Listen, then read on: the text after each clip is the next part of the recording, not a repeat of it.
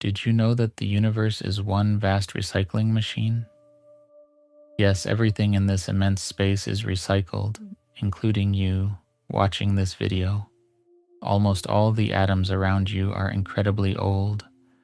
Hydrogen and helium were formed just minutes after the Big Bang.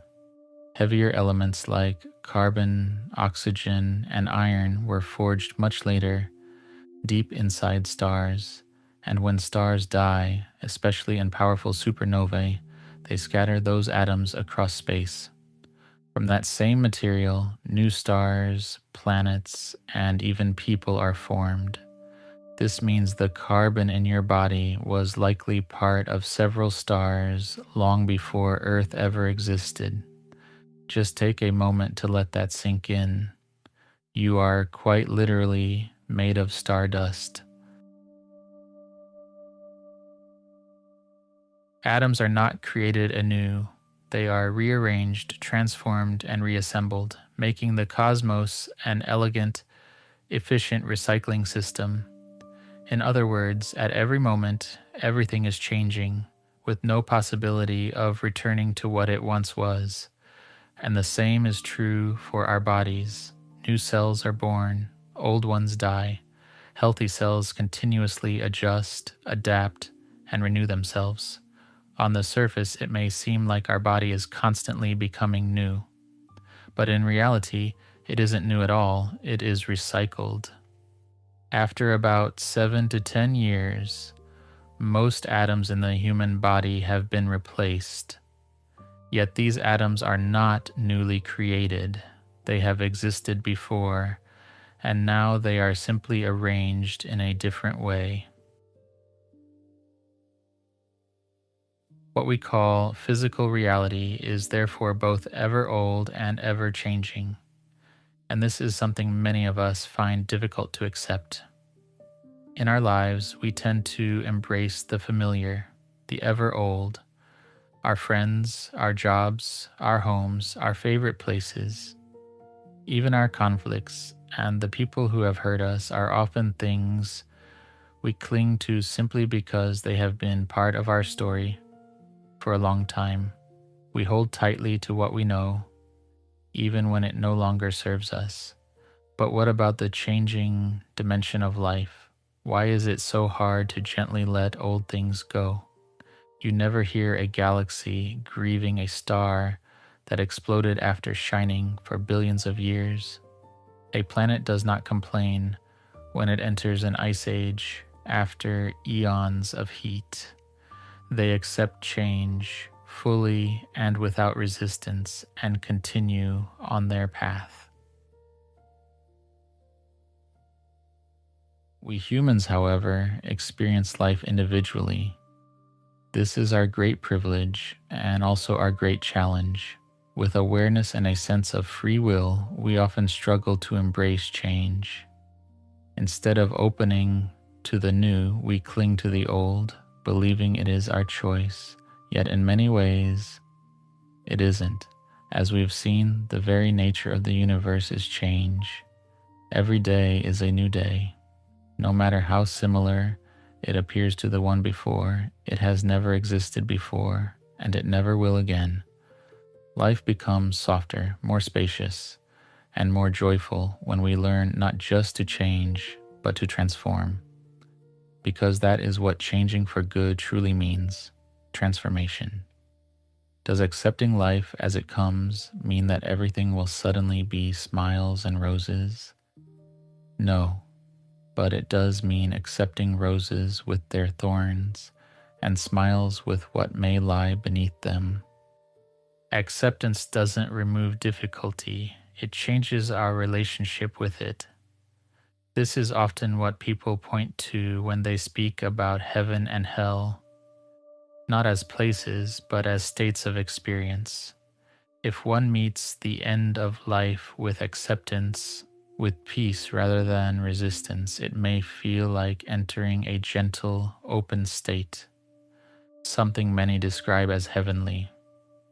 But when there is clinging, when we seek peace while resisting the final transformation that life asks of us, The experience can feel tense, unsettling, and deeply uncomfortable.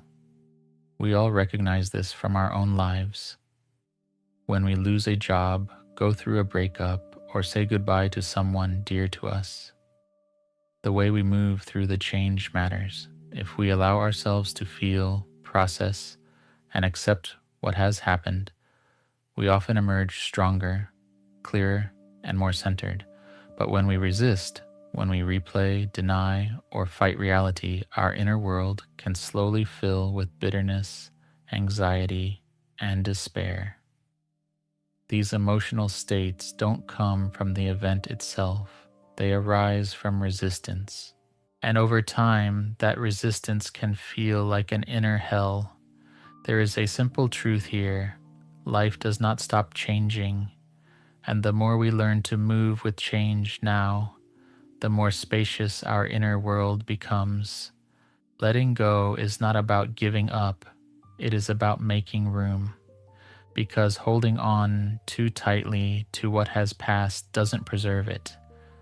It only weighs us down. Learning to let go of the old is what truly sets us free, but this freedom asks for honesty. We often let go selectively, releasing what is uncomfortable while clinging to what benefits us. A friendship no longer feels good, so we step away, but a high-paying job, the status, the comforts it provides, that is much harder to release even when it no longer aligns with who we are becoming. What is already slipping away doesn't discriminate. It asks us to look gently but truthfully at everything we are holding on to and at what cost. And from that clarity, transformation naturally begins.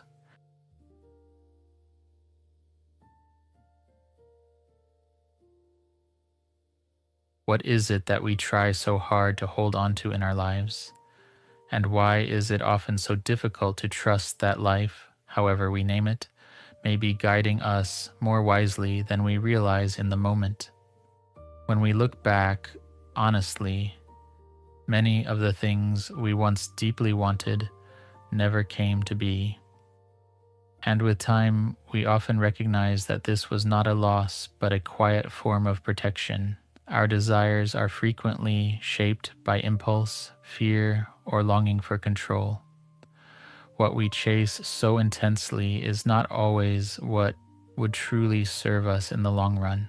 There are also desires we did fulfill, only to later see with clear eyes that they were not good for us at all. Most of us can recall a few choices that now make us pause and wonder how we ever thought they were right. Perspective has a way of changing everything. And yet, alongside those moments, there were also gifts, opportunities, encounters, and experiences that arrived without force, sometimes unexpectedly, and brought genuine joy. Perhaps there were only a few, but they mattered. They showed us that life can meet us with generosity, even when we feel uncertain or undeserving. If we are willing to be honest, we may notice something else as well. Despite struggle, despite setbacks, our lives have quietly unfolded forward. Often we receive more than we expect, not perfectly, and not without pain, but with growth. When we look at the milestones we've reached, it becomes clear that effort alone was never the whole story. There were countless small details, coincidences, and moments beyond our control that made those outcomes possible. This doesn't mean that life is always kind or that everything happens for a reason we can understand, but it may suggest something subtler: that change is not working against us by default. Often it is moving us, slowly and imperfectly, toward greater clarity. Seen this way, every change becomes an invitation, not a promise of comfort, but a possibility for growth even when the meaning isn't immediately visible. It's not that change itself is always the hardest part, though it can place real demands on both body and mind. What often feels most difficult is letting go of the old so that something new can emerge. The familiar gives us a sense of comfort, even when it no longer fits. And in a world that is constantly changing, clinging to what once was can quietly pull us away from reality as it is. The security we seek in the old is often an illusion. When everything around us is in motion, resisting that movement doesn't bring safety. It creates tension. Strength and contentment don't come from holding life still, but from allowing ourselves to move with it, from meeting change directly rather than being dragged behind it while trying to protect what can no longer remain unchanged. Life is deeply unpredictable. One day we may feel expansive and full of joy, and the next we may find ourselves facing loss or uncertainty. When that is the nature of existence, relying entirely on what is familiar and fixed can only take us so far. What helps us stay balanced is not control, but participation, being willing to engage with life's ongoing process of transformation. And so the question becomes, what is it that we are actually letting go of?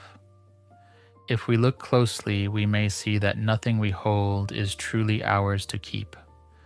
Everything we experience, roles, relationships, possessions, even moments of identity, is borrowed for a time, and everything that is borrowed must eventually be returned. The choice we are given is not whether we let go, but how we do it. We can resist, tighten, and suffer, or we can release, soften, and move forward with grace. And perhaps that is the quiet art of letting go gracefully.